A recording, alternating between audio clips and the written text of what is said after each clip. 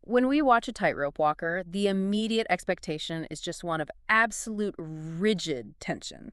Like you picture this stiff pole and muscles locked tight, and the performer just aggressively fighting the wind and gravity to stay upright. Right, it looks entirely binary from the ground. Exactly. You assume they are either conquering the physical environment through just sheer, unyielding force, or they're falling. It looks like a battle of attrition. But when you actually dig into the mechanics of high wire walking, that image completely shatters. I was reading about this, and the performers will tell you that if you are rigid up there, if you try to fight the wire, you fall immediately. Oh, totally. The secret isn't aggression at all. It's actually a relaxed, highly flexible equilibrium.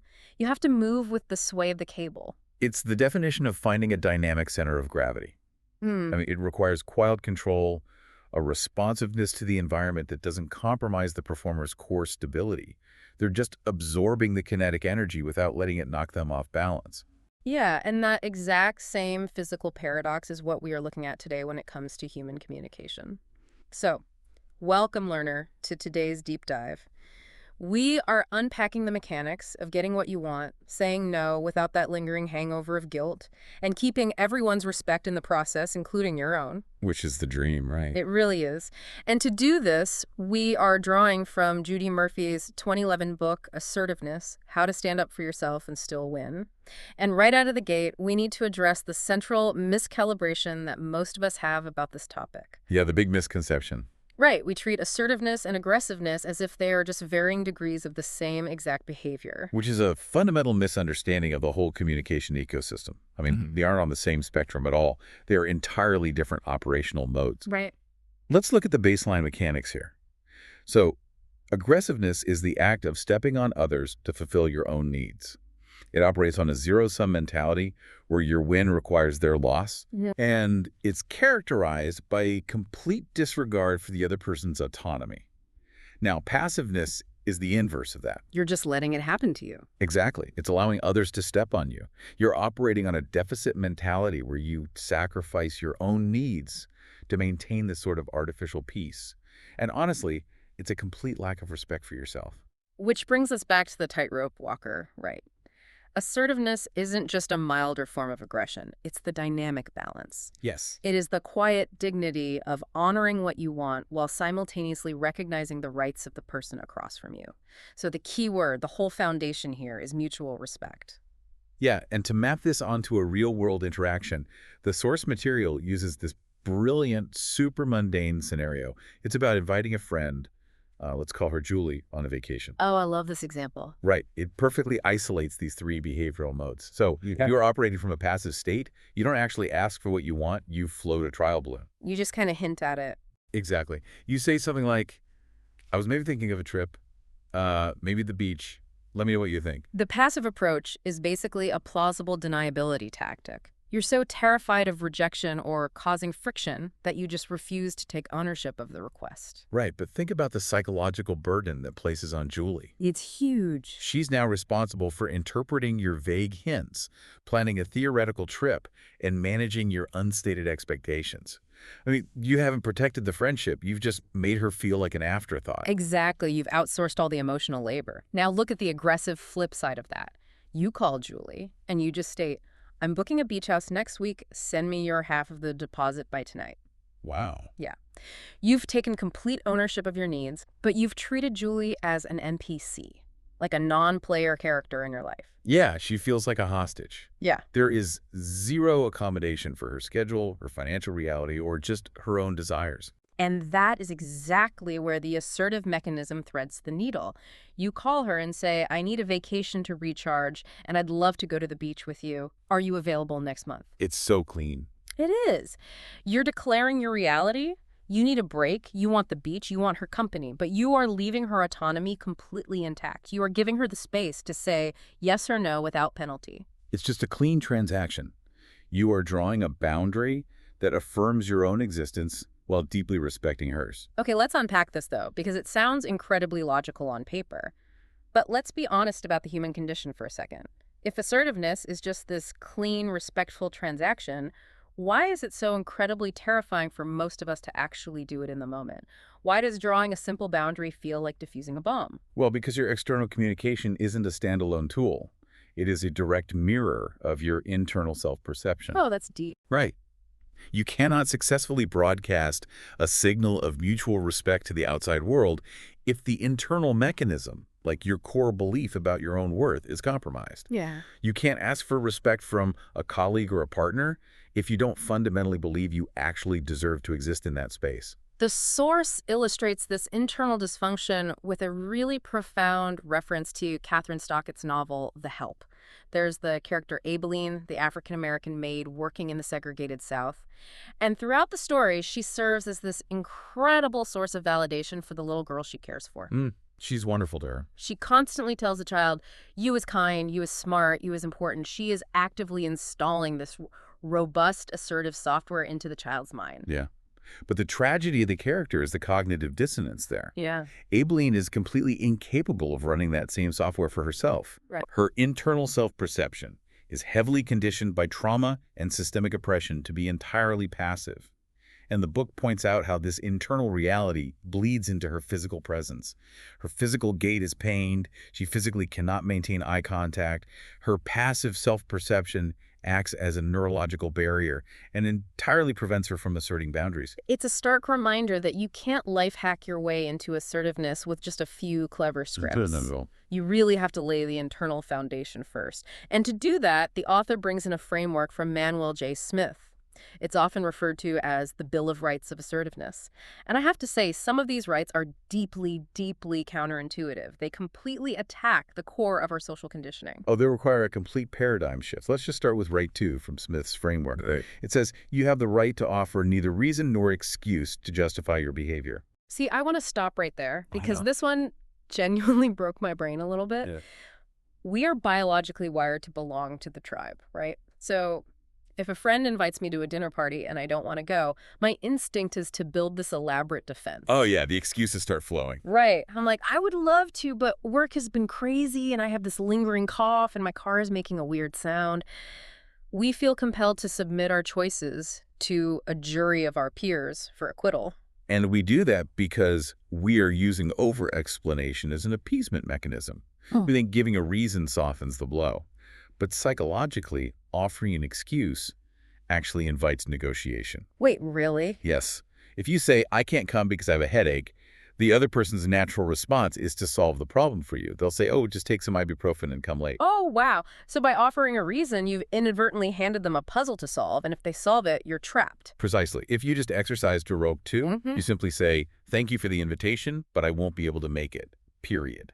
No justification. There is no puzzle for them to solve. That feels incredibly uncomfortable. It does at first. Yeah. Because you are removing all the conversational padding. Yeah. But it establishes an impenetrable boundary. That makes total sense. And that actually leads directly into right 3, which is you are not responsible for finding solutions to others' problems. This really strikes at the heart of codependency.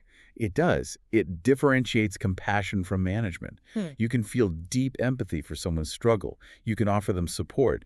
But you must recognize that you are not the ultimate architect of their psychological well-being. When we blow that line, we stop being helpful, and we actually start being controlling under the guise of care. And the text groups a few other rights together, rights 4, 5, 9, and 10, which I kind of look at as the rights of mental elasticity. They state that you have the right to change your mind, the right to say I don't know, the right to say I don't understand, and incredibly, the right to say I don't care. Those rights are huge. They grant you permission to be a dynamic human being rather than just a static people-pleasing algorithm. We so often lock ourselves into past decisions because we fear looking inconsistent. Right, the sunk cost fallacy. Exactly.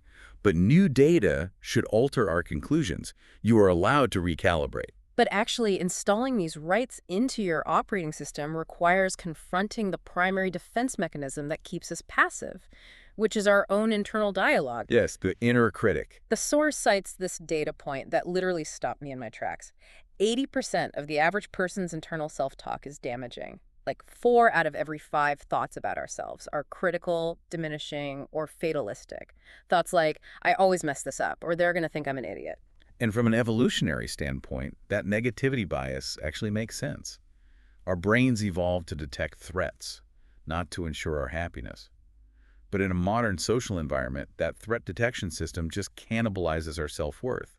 So the author suggests deploying what she calls a traffic cop in your mind. So what does this all mean? It's kind of like installing a spam filter in your brain. When you notice your brain serving up a catastrophic thought about an upcoming meeting, you can't just let it scroll past. You have to actively flag it. You stop the thought before it accelerates and takes over your physiological state. You have to interrupt the neural pathway. And interruption isn't enough on its own. You actually have to redirect the traffic. Right. The book recommends replacing the flag thought with targeted affirmations. Things like, I easily ask for what I want, or my needs are valid. Now, I know affirmations can feel a bit cliche, maybe a little woo-woo for some, For sure. but we are talking about neuroplasticity here. When you consciously repeat a new cognitive script, you are literally reinforcing new synaptic connections. You are paving a new mental road. I completely buy the neuroscience of it, but let me push back on the application of these assertive rights in the real world for a second. If I walk around armed with the belief that I have the right to say I don't care and I have the right to offer no excuses, isn't there a massive risk that I just become a completely callous jerk? Yeah. Where's the line between having boundaries and just being profoundly selfish? What's fascinating here is that this is the most common trap people fall into when they first discover these tools. They mistake isolation for independence. Okay, unpack that. To understand the line, we have to look at assertive right 8, which explicitly states you have the right to be illogical in making decisions. The reason the author includes this is to highlight the limitations of pure logic in human relationships. Logic operates in a binary of right and wrong, but human connection operates in the gray areas of emotion, history, and nuance. So you can't just apply the rules like a robot. Right. Assertiveness isn't a license to abandon compassion. It's an exercise in jurisdiction. You can be deeply empathetic. You can prioritize someone else's needs out of love, but you do it as a conscious choice, not out of a fearful obligation. The jerk uses I don't care to devalue the other person. The assertive person uses it internally to release the anxiety of trying to control how the other person reacts to a healthy boundary. Ah, that is such a good distinction. It's the classic oxygen mask principle on an airplane. You are securing your own psychological oxygen first, not so you can sit back and watch others suffocate, but so you actually have the stability to be of use to them. Precisely. Okay, so once the internal foundation, the mind, is built, how do we broadcast it to the world? We move from the internal traffic cop to the external physical signals we send every single second of the day. It translates into the nonverbal signals, the somatic feedback loop. The book uses a fantastic pop culture reference here to perfectly encapsulate the physical manifestation of passivity. It's Milton from the 1999 movie Office Space. Oh, poor Milt. Right. For Learner, if you haven't seen it, Milton is this tragic, perpetually ignored office worker.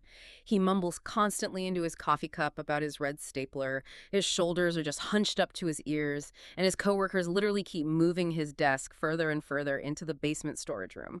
Milton is a masterclass in physical camouflage. Yeah. His voice, his posture, his lack of eye contact, they all project an absolute vacuum of self-worth.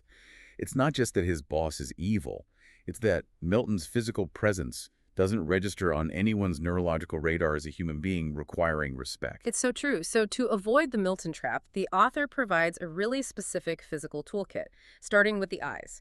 Eye contact is obviously the most primal way we establish trust and gauge intent, but the book offers a very specific tactical piece of advice here. Don't just stare at them. Look for their eye color. That is such a brilliant piece of cognitive redirection. When you are nervous, holding eye contact feels threatening. It literally spikes your cortisol. Oh yeah, it's intense. By giving your brain a specific analytical task like identify the eye color, you shift the processing from the amygdala, which handles fear, to the prefrontal cortex, which handles logic. It instantly calms you down.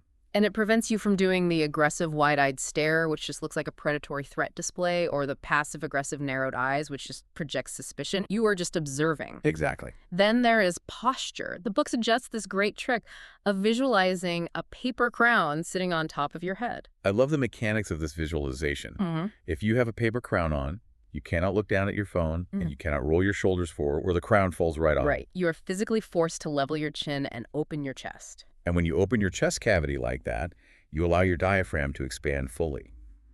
Deep breathing stimulates the vagus nerve, which applies the brakes to your sympathetic nervous system.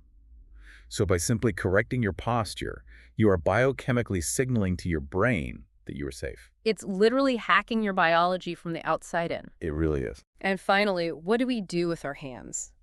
Because passive people tend to fold inward, covering their mouths or rubbing their necks, those self-soothing gestures. And aggressive people expand outward, they invade space and point fingers. The assertive baseline is keeping your hands relaxed at your sides. Yeah, keep them loose. If your adrenaline is spiking and you just need to fidget, the book suggests holding a pen or a notebook quietly to ground that kinetic energy. Just anchor the energy, but never point. Yeah. Pointing is universally processed as an attack. Okay, so the physical architecture is set. Let's move to the verbal execution. The source references a framework from the University of Texas that outlines 4 progressive verbal techniques for assertiveness. These are the actual tools we use to navigate conflict. Yeah, they function a lot like gears in a car. You shift through them depending on the terrain you're on. So technique number 1 is basic assertion. It's completely devoid of fluff or emotional loading. Just a clean statement of fact or need, like, I want to try the new Chinese restaurant downtown tonight. Yeah. Or I need the quarterly report by 3 p.m. It's the foundation. But human beings are messy, right? So we often need technique number 2, which is empathy. This is when you need to navigate a boundary without triggering the other person's defenses. You validate their reality first, and then you anchor your need. Like, I realize you're incredibly busy right now, but I need to meet with you today. Empathy is such a disarming mechanism because by acknowledging their stress, you prove you aren't ignoring their humanity.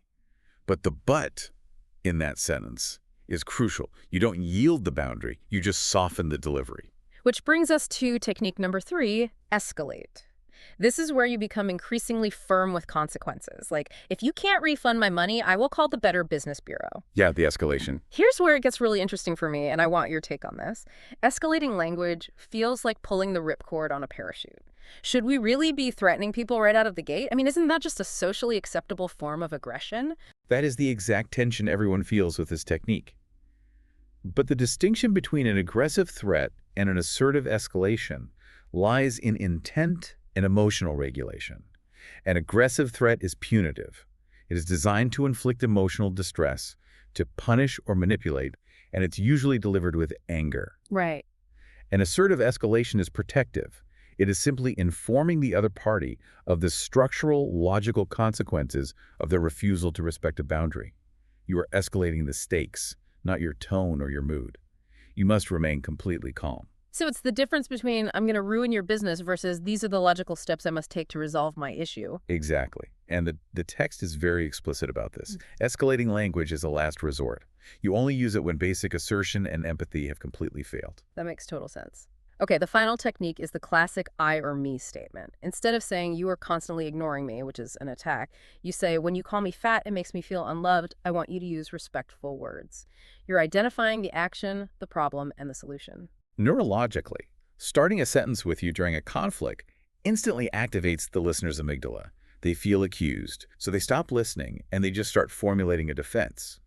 By starting with I, you are claiming ownership of your own emotional state. You are presenting a data point about your internal world, which is much harder for them to defensively argue against. It keeps you entirely on your side of the street. Exactly. Okay, so now that we have the internal software, the physical posture, and the verbal toolkit, let's take all of this into the most dangerous, emotionally charged arena of all, our own homes and personal relationships. Oh, the battleground of home. It is notoriously the hardest place to practice assertiveness. When you're dealing with a spouse or a parent, you are contending with decades of established behavioral loops, shared vulnerabilities, and just deep-seated expectations. Yeah, the stakes are so high. Miscommunication here doesn't just cause annoyance, it causes profound injury. We often hurt the ones we love most through miscommunication. Let's tackle the quintessential domestic conflict, the chore war. So many relationships just slowly drown in the resentment of uneven household labor. The passive approach is, scrubbing a frying pan with furious, silent anger, just hoping your partner notices your martyrdom. And the aggressive approach is exploding over a misplaced pair of shoes. Right, and both approaches fail because they rely on emotional volatility rather than data. The assertive approach outlined in the book requires taking the emotion out of the equation entirely. You sit down during a neutral time, like definitely not during an argument, and you make a literal list of all chores, inside and out. The concept of the mental load is huge here. Writing it down forces intellectual honesty from both sides. Because as you make the list, you might be forced to recognize that while you do all the daily cleaning, your partner is managing the entire yard, handling the repairs, and navigating the taxes. Or conversely, the empirical data might validate your frustration and prove that the division is wildly lopsided. Exactly. And once the data is on the table, you use the empathy technique. You say, I know it isn't much fun, but we need to work as a team on this. You are no longer attacking your partner. The two of you are uniting to attack the problem. That structural approach also applies to the tuning out problem. If you feel like your partner isn't listening to you, your instinct is to just feel victimized. But the text demands a rigorous self-audit first. You have to check your baseline tone. This is a tough pill to swallow for a lot of people. It really is. Ask yourself, are you communicating primarily through whining? Are you nagging? Are you harsh? If your baseline communication is negative, your partner tuning you out might actually be a biological coping mechanism to reduce their stress. But if you do the audit, and your tone is respectful, and they are still staring at the television when you speak, then you deploy the I statement, calmly, with eye contact. When you don't pay attention to me, it makes me feel invisible. Please turn off the TV. You aren't calling them selfish. You are drawing a map between their action and your emotional reality. And the book also touches on how these mechanics apply to intimacy. Dissatisfaction in the bedroom almost always starts with a lack of trust outside the bedroom. Asserting your needs physically sometimes requires taking charge respectfully to show your partner what you want. And it loops back to what we said earlier. It's about removing the shame about physical appearance and believing your needs are valid. Intimacy is the ultimate expression of that self-worth. Totally. Let's shift the focus to the vertical relationships in a family. Parenting. Specifically, navigating the transition when you were dealing with your own parents. The author outlines this agonizing scenario of a toxic or overbearing mother coming to dinner. Oh, this will resonate with so many people. Right. From the moment she walks in, she is auditing your life. She critiques the cleanliness of your home. She insults the food, the whole 9 yards. The parent still views the adult child as a subordinate. So how do you use the toolkit here? Because yelling at your mother feels terrible, but enduring the insults is destroying your self-esteem. The assertive script provided for this is masterful. You look at her and say, Mom, I love you. This is my home. When you criticize it, you insult me. You are welcome here, but only if you speak respectfully.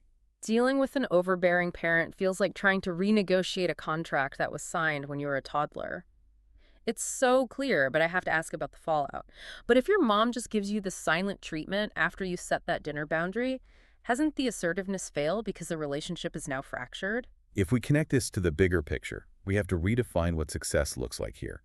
The goal of assertiveness isn't to force the other person to change. You cannot force your mother to suddenly become self-aware. The goal is to communicate your boundaries. Ah, okay. If she chooses the silent treatment, that is her autonomous choice. You have to lean on assertive right 3. You aren't responsible for their psychological well-being. It is painful, yes, but the assertiveness didn't fail. The dynamic has changed, and the boundary is drawn. And the dynamics shift even further when we enter the role reversal phase, the caretaking phase of life. When parents age and face dementia or illness, you have to establish boundaries or you will burn out. Absolutely. You have to use basic assertion with your siblings. You can't just sigh and hope your sister helps.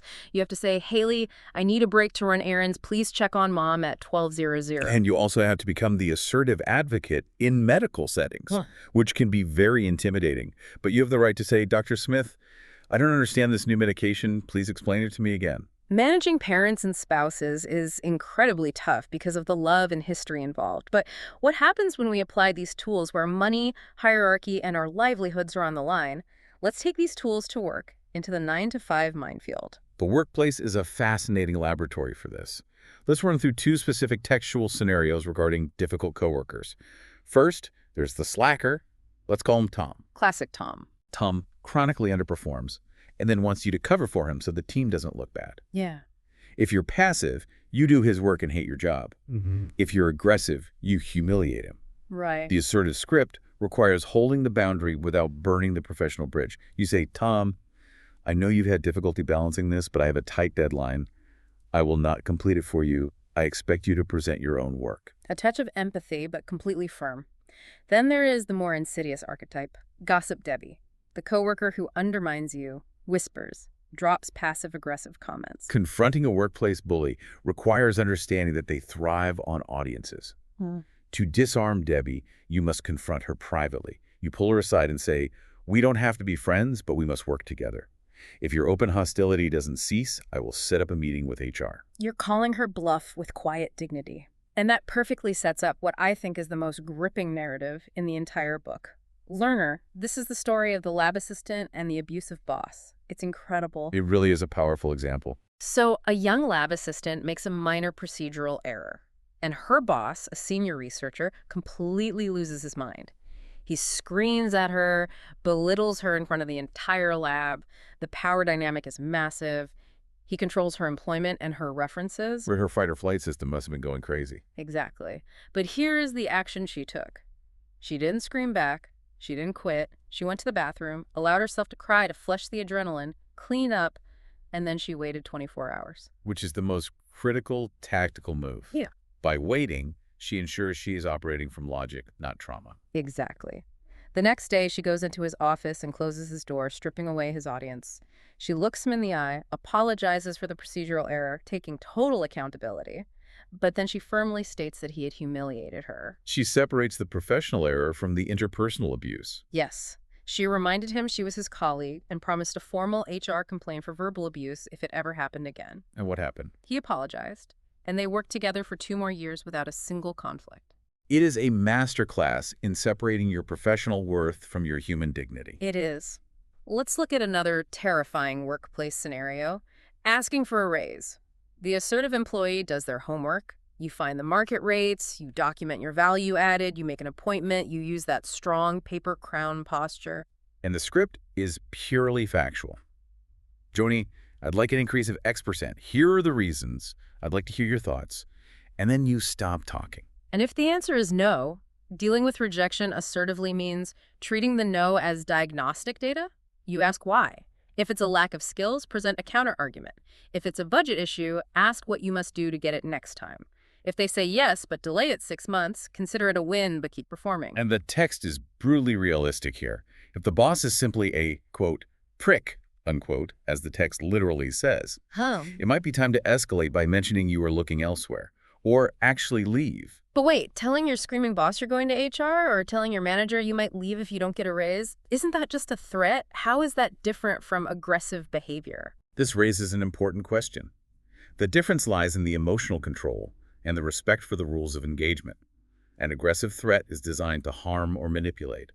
An assertive escalation is simply informing the other party of the logical consequences of their actions to protect your own boundaries. Treating your labor like a business transaction. Assertiveness protects your paycheck at work, but how do you protect that money once you leave the office? Next, we look at navigating the modern consumer landscape. The economic context here is fascinating. The global shift to services and the internet has changed everything. Retailers want loyalty, but consumers have reviews, price matching, and endless options. The power is entirely in the consumer's hands now. Yet standing face-to-face with a salesperson is still so intimidating, which is why I'm obsessed with this tactical move from the text for big purchases like a car, the no-wallet trick. It is brilliant. If you fear a pushy salesperson will manipulate you, walk into the dealership without your wallet. Leave it in your car. You physically cannot be pushed into a bad deal. It forces you to walk out to your car to get it, giving you a built-in cooling-off period to think. You're building an external physical boundary to protect an internal vulnerability. Yes. And the car buying script is great too. Do your research on Edmunds, know the dealer invoice, know your needs like all-wheel drive for Chicago snow versus wants like a sunroof. Bring your own bank financing. The script is, James, I know your invoice is $27,000. I offer $28,500 if you waive delivery fees. Will you match my bank's financing rate? A respectful, data-driven transaction. But what about when a product fails? The text uses the scenario of a broken dishwasher 6 months out of the labor warranty. The passive consumer says, oh, it's old. Can you do anything? The aggressive consumer screams, I don't care about the warranty. Your product is garbage. Give me your supervisor. Both fail. The assertive approach is to get the rep's name.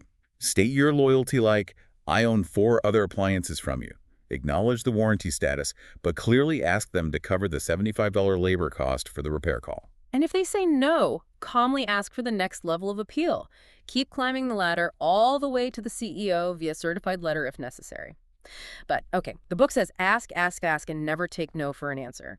At what point does a consumer cross the line from assertive into becoming a Karen who is just harassing a poor call center worker over a company policy? The text explicitly notes that your demands must be reasonable.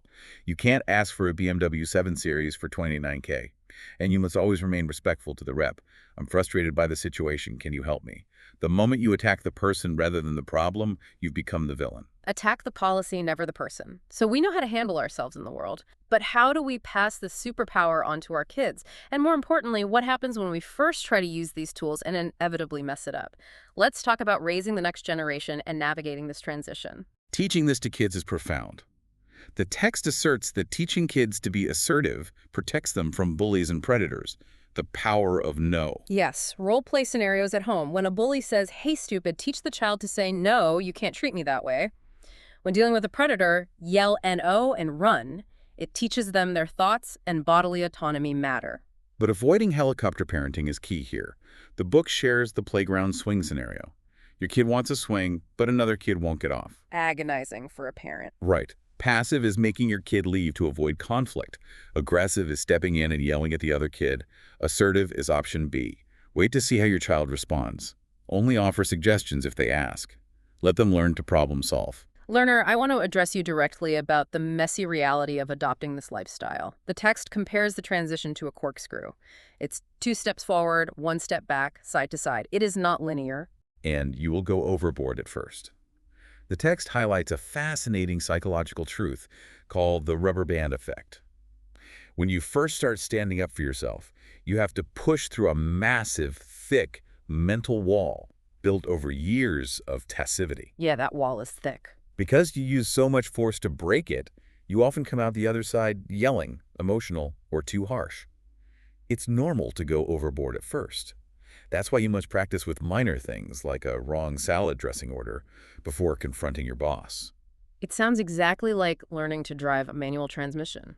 At first, you're going to stall the car, you're going to grind the gears, you might rev the engine too loud and look completely foolish, but if you keep practicing in the MP parking lot, eventually you're cruising on the highway without even thinking about the clutch. Exactly. And the text busts a couple of key myths from Livestrong that hold us back.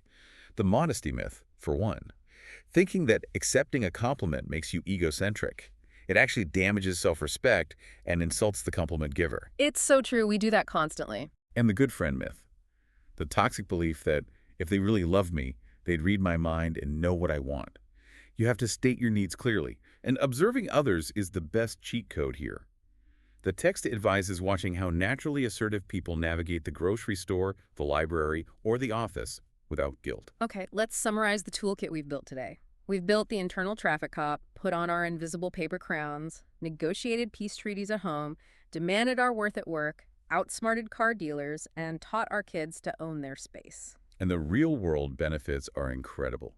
This isn't just about getting your way. The text literally points out that swapping passive or aggressive behaviors for assertiveness leads to a quieter mind, better sleep, and lower blood pressure. It is physically healing to speak your truth respectfully. It really is. Learner, I want to leave you with one last thing to ponder, building on this source material. The book focuses heavily on how assertiveness wins you the respect of others, your boss, your spouse, the salesperson. But think about what happens when you are entirely alone. If you spend your days advocating for yourself, honoring your boundaries, and treating your own needs as valid, how does that change the way you speak to yourself in the dark? Perhaps the greatest victory of assertiveness isn't that others finally respect you, but that you finally truly respect yourself. Thank you for joining this deep dive. Take your new toolkit, put on that paper crown, and take it out into the world.